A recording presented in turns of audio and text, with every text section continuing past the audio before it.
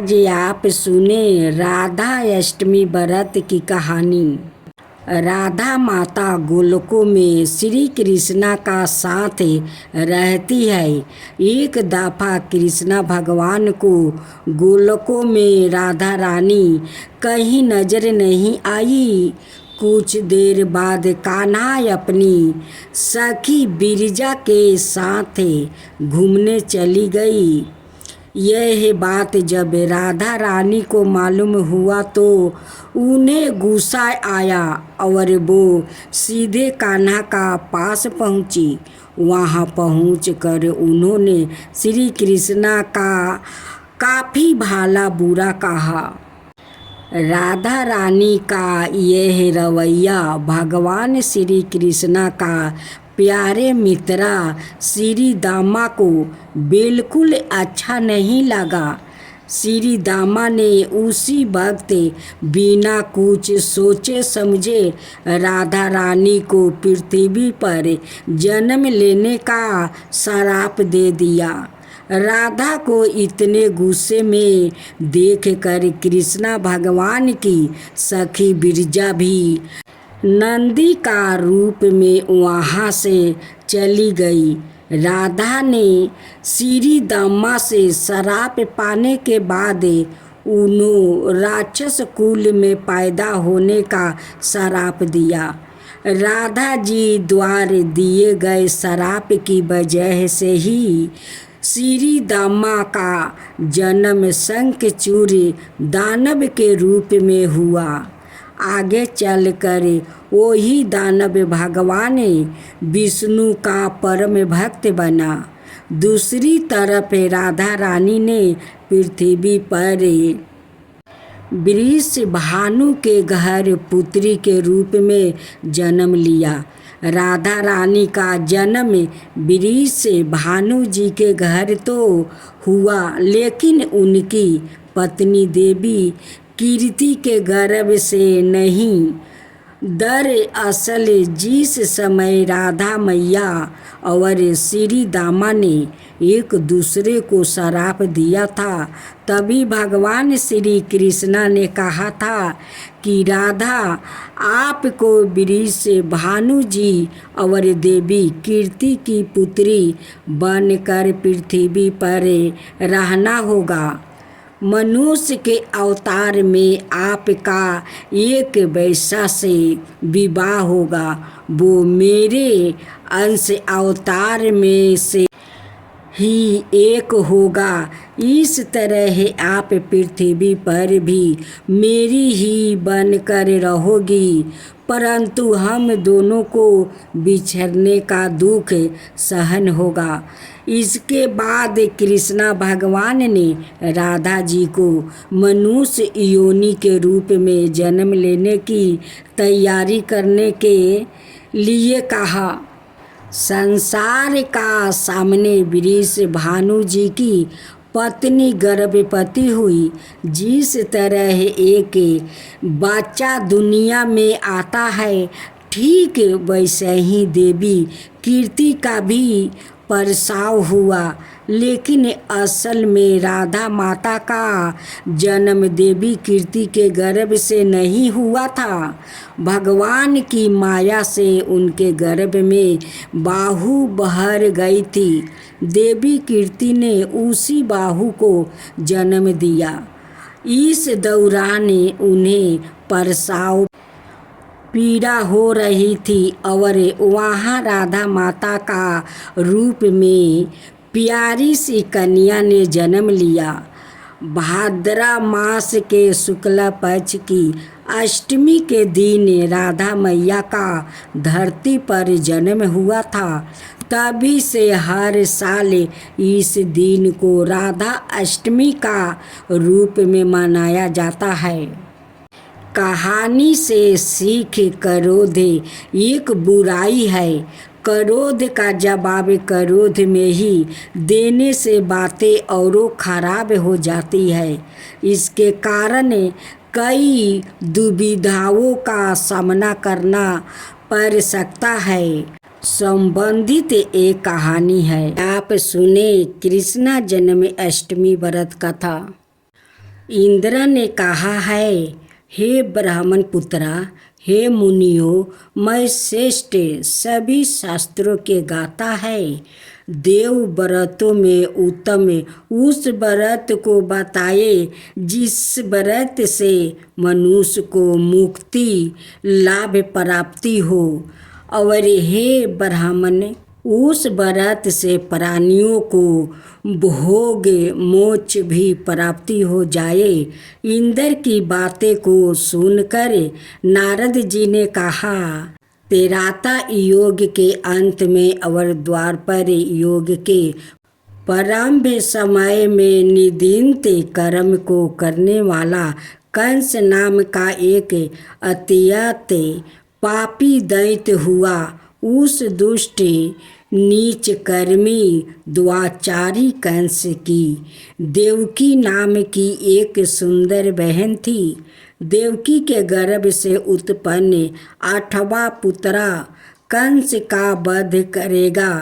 नारद जी की बातें सुनकर इंद्र ने कहा, हे महामत, उस द्वाचारी कंस की गाथा का विस्तार पूर्वक वर्णन कीजिए। क्या यह संभव है कि देवकी के गर्भ से उत्पन्न 8वां पुत्र अपने मामा कंस की हत्या करेगा? इंद्र की स्नेह भरी बातों को सुनकर नारद जी ने कहा, हे आदिति पुत्र, इंद्र, एक समय की बात है, उस दुष्ट कंस ने एक ज्योतिषी से पूछा कि ब्राह्मणों, मैं श्रेष्ठ ज्योति विदा मेरी मृत्यु की किस प्रकार और किसके द्वार होगी? ज्योतिषी बोले, हे दानवों, मैं श्रेष्ठ कंस वासुदेव की धर्म पत्नी देवकी बकपुटु है और आपकी बहन भी है। उसी के गर्भ से उत्पन्न उसका 8वां पुत्र जो कि शत्रुओं को भी पराजित करे इस संसार में कृष्णा के नाम से विख्यात होगा। वही एक समय सूर्य उदय काल में आपका वध करेगा। ज्योतिषी की बातें सुनकर कंस ने कहा, हे दावज बुद्धिमानों में अग्रह, अब आप यह बताइए कि देवकी का 8वां पुत्र किस मास में किस दिन मेरे वध करेगा? ज्योतिषी बोले, हे महाराज, माघ मास की शुक्ला पक्ष की तिथि को 16 कालाओं में पुण्य श्री कृष्णा से आपका युद्ध होगा। उसी युद्ध में वो आपको वध करेगा। इसलिए हे महाराज, आप अपनी रक्षा यत्न पूर्वक करे। इतना बताने के पश्चात नारद जी ने इंद्र से कहा, ज्योतिषी द्वारा बताया गया समय पर ही कंस की मृत्यु के कृष्णा के हाथ निसंदेह होगी। तब इंद्र ने कहा, हे मुनि, उस द्वाचारी कंस की गाथा का वर्णन कीजिए और बताइए कि कृष्णा का जन्म कैसे होगा और कंस की मृत्यु के कृष्णा द्वार किस प्रकार होगी। इंद्र की बातों को सुनकर नारद जी ने पुनः कहना आरंभ किया।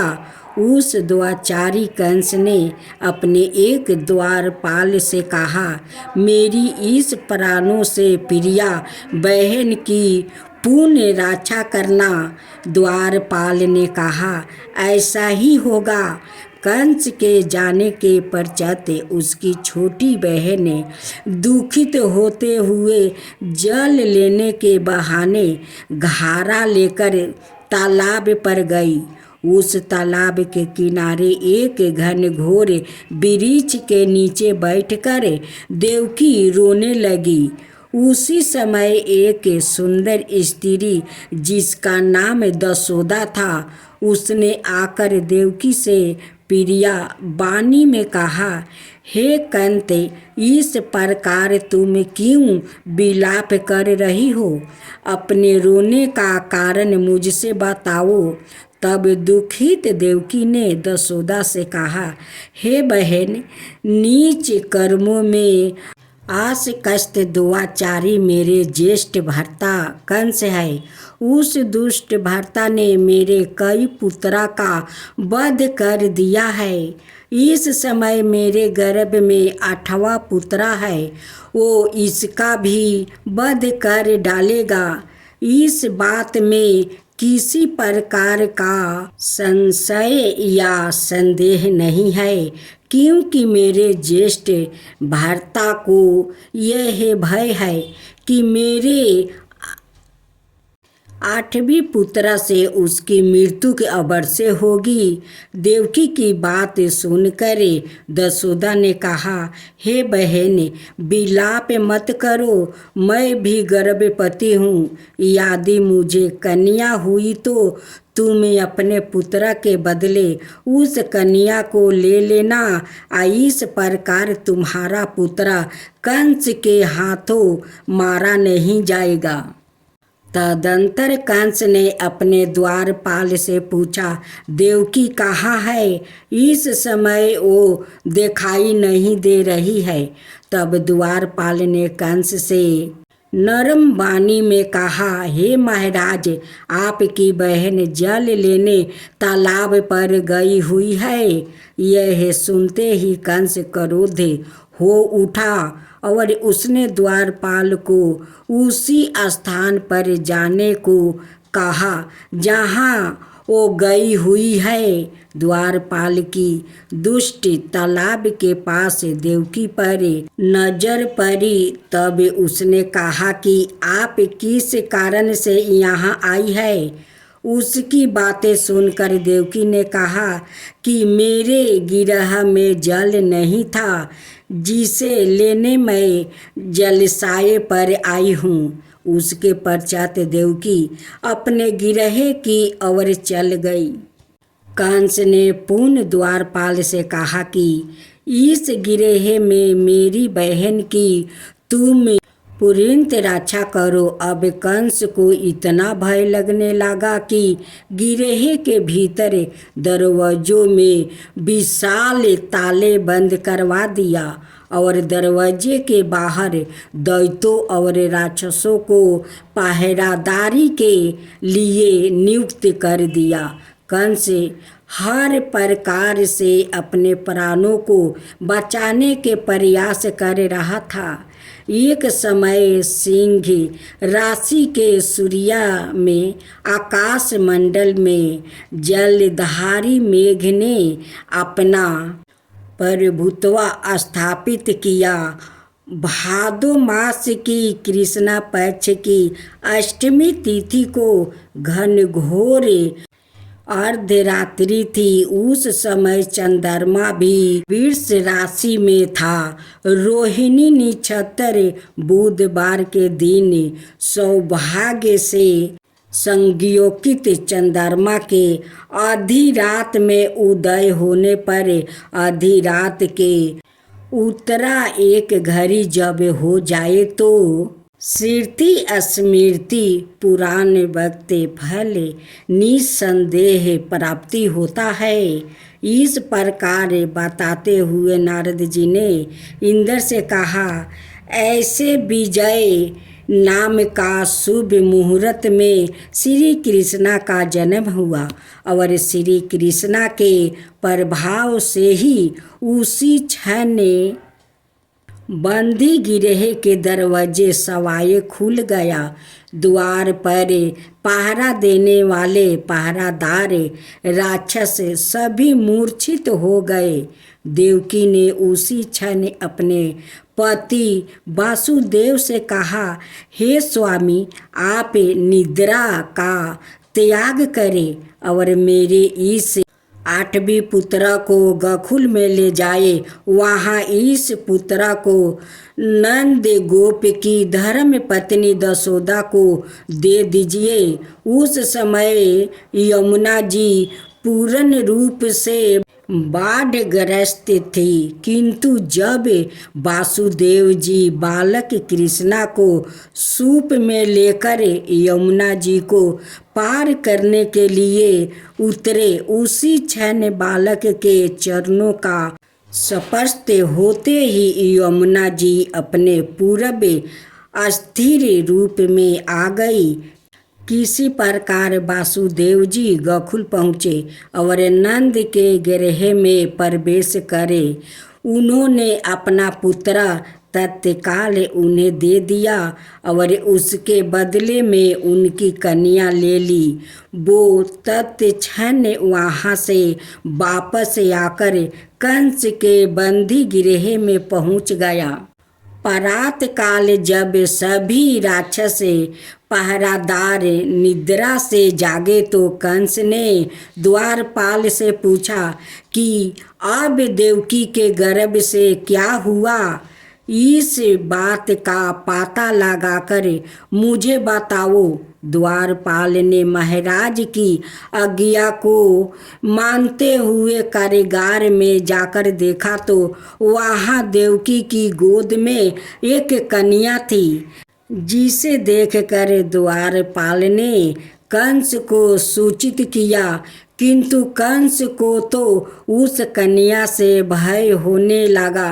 अतः वो सवाए कारागार में गया और उसने देवकी की गोद से कन्या को झपट लिया और उसे एक पत्थर की चट्टान पर पटक दिया। किंतु वो कन्या विष्णु की माया से आकाश की ओर चली गई और अंतरिक्ष में जाकर विद्युत के रूप में परिणित हो गई। उसके कंस से कहा कि हे दुष्ट, तुझे मारने वाला गोकुल में नंद के गृह में उत्पन्न हो चुका है और उसी से तेरी मृत्यु की सुनिश्चित है। मेरा नाम तो वैष्णवी है। मैं संसार के कर्ता भगवान विष्णु की माया से उत्पन्न हुई हूँ। इतना कहकर वो स्वर्ग की ओर चल गई। उस आकाशवाणी को सुनकर कंस क्रोधित हो उठा। उसने नंद जी के गृह में पूतना राक्षसी को कृष्णा का वध करने के लिए भेजा, किंतु जब वहाँ राक्षसी कृष्णा को स्तनपान कराने लगी तो कृष्णा ने उसके अंत से उसके प्राणों को खींच लिया और वो राक्षसी कृष्णा कृष्णा कहते हुए मृत्यु को प्राप्ति हुई। जब कंस को पूतना की मृत्यु का समाचार प्राप्ति हुआ तो उसने कृष्णा का वध करने के लिए कर्मश केसी नाम का दैत्य को अश्वा के रूप में, उसके पश्चात अरिष्ट नाम का दैत्य को बैल के रूप में भेजा, किंतु यह दोनों भी कृष्णा के हाथों मृत्यु को प्राप्ति हुई। इसके पश्चात कंस ने कालायक नाम दैत्य को कौवे के रूप में भेजा, किंतु वो भी कृष्णा के हाथों मारा गया। अपने बलवान राक्षसों की मृत्यु के आघात से कंस अत्यधिक भयभीत हो गया। उसने द्वारपालों को आज्ञा दी कि नंद को तत्काल मेरे समक्ष उपस्थित करो। द्वारपाल नंद को लेकर जब उपस्थित हुआ तब कंस ने नंद जी से कहा कि यदि तुम्हें अपना प्राणों को बचाना है तो पराजित के पुष्प ले आओ। यदि तुम नहीं ला पाए तो तुम्हारा वध निश्चित है। कंस की बातों को सुनकर नंद ने कहा ऐसा ही होगा और कहा अपने गृह की ओर चले गए। घर आकर उन्होंने संपूर्ण वृत्तांत अपनी पत्नी दशोदा को सुनाया, जिसे श्री कृष्णा भी सुन रहे थे। एक दिन श्री कृष्णा अपने मित्र को साथ यमुना नदी के किनारे गेंद खेल रहे थे और अचानक सवाए ने ही गेंद को यमुना में फेंक दिया। यमुना में गेंद फेंकने का मुख्य उद्देश्य यही था कि वो कदम के वृक्ष पर चढ़कर यमुना में कूद पड़े। कृष्णा के यमुना में कूदने का समाचार श्रीधर नाम का गोपाल ने दशोदा को सुनाया। यह सुनकर दशोदा भागती हुई यमुना नदी के किनारे आ पहुंची और उसने यमुना नदी की प्रार्थना करते हुए कहा, हे यमुना, यदि मैं बालक को देखूंगी तो भाद्रपद मास की रोहिणी युक्त अष्टमी का व्रत अवश्य करूंगी, क्योंकि दया दान साजन प्राणी ब्राह्मण कुल में जन्मे रोहिणी युक्त अष्टमी, गंगा जल एकादशी, गाय श्रद्धा और रोहिणी व्रत यह सभी दुर्लभ है। हजारों अश्वमेध यज्ञ, सहस्त्रों राजसूया यज्ञ, दान तीर्थ और व्रत करने से जो फल प्राप्ति होता है वो सब कृष्णा अष्टमी के व्रत को करने से प्राप्ति हो जाता है। यह बात नारद ऋषि ने इंद्र से कही। इंद्र ने कहा, हे मुनियों, मैं श्रेष्ठ नारद यमुना नदी में कूदने के बाद उस बालक रूपी कृष्णा ने पाताल में जाकर क्या किया यह संपूर्ण वृत्तांत भी बताया। नारद ने कहा, हे इंद्र, पाताल में उस बालक से नागराज की पत्नी ने कहा कि तुम यहाँ क्या कर रहे हो, कहाँ से आए हो और यहाँ आने का क्या प्रयोजन है। नाग पत्नी बोली, हे कृष्णा, क्या तूने धीर्त कीड़ा की है जिसमें अपना समस्त धन हार गया है। यदि यह बात ठीक है तो कंकर मटुक और मणियों का हार लेकर अपने गिरह में चले जाओ, क्योंकि इस समय मेरे स्वामी शयन कर रहे हैं। यदि वो उठ गया तो वो तुम्हारा भक्षण कर जाएंगे। नाग पत्नी की बातें सुनकर कृष्णा ने कहा, हे कंत, मैं किस प्रयोजन से यहाँ आया हूँ और वृत्तांत मैं तुम्हें बताता हूँ। समझ लो, मैं कलिया नाग के मस्तक को कंस के साथ धूत में हार चुका हूँ और वही लेने मैं आया हूँ। बालक कृष्णा की इस बात को सुनकर नाग पत्नी अत्यंत क्रोधित हो उठी और अपने ऐसे हुए पति को उठाते हुए उसने कहा, हे स्वामी, आपके घर यह शत्रु आया है, अतः आप इसका हनन कीजिए। अपनी स्वामिनी की बातों को सुनकर काल नाग निद्रावस्था से जाग पड़ा और बालक कृष्णा से युद्ध करने लगा। इस युद्ध में कृष्णा को मूर्छित आ गई। उसी मूर्छित को दूर करने के लिए उन्होंने गरुड़ का स्मरण किया। स्मरण होते ही गरुड़ वहाँ आ गए। श्री कृष्णा अब गरुड़ पर चढ़कर कलिया नाग से युद्ध करने लगे और उन्होंने कलिया नाग को युद्ध में पराजित कर दिया। अब कलिया नाग ने भली भांति जान लिया था कि मैं जिनसे युद्ध कर रहा हूँ वो भगवान विष्णु के अवतार श्री कृष्णा ही है।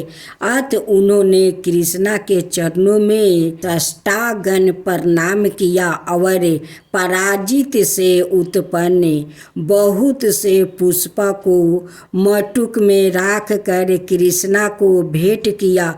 जब कृष्णा चलने को हुआ तब कलिया नाग की पत्नी ने कहा, हे स्वामी, मैं कृष्णा को नहीं जान पाई है।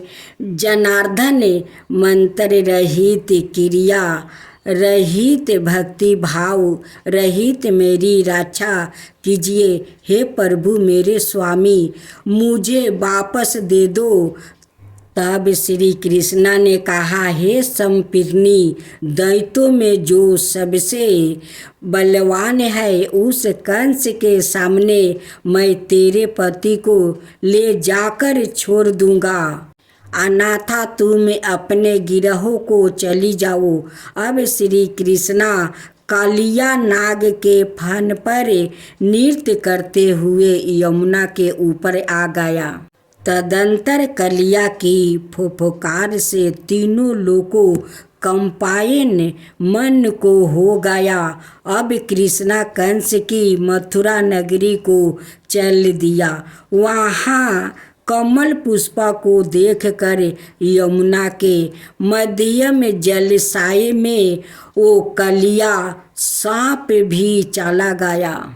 उधर कंस भी विस्मत हो गया और कृष्णा प्रसन्न चित्त होकर गोकुल लौट आए। उनके गोकुल आने पर उनकी माता यशोदा ने विभिन्न प्रकार के उत्साह किया। अब इंद्र ने नारद जी से पूछा, हे महामुनि, संसार के प्राणी बालक श्री कृष्णा के आने पर अत्यधिक अनंती हुई। आखिर कृष्णा ने क्या क्या चरित्र किया, वो सभी आप मुझे बताने की कृपा करें। नारद ने इंद्र से कहा, मन को हरने वाला मथुरा नगर यमुना नदी के दक्षिण भाग में स्थित है। वहाँ कंस का महाबलशाली भाई चारनूर रहता था। उस चारनूर से श्री कृष्णा के मल्लयुद्ध की घोषणा की गई है।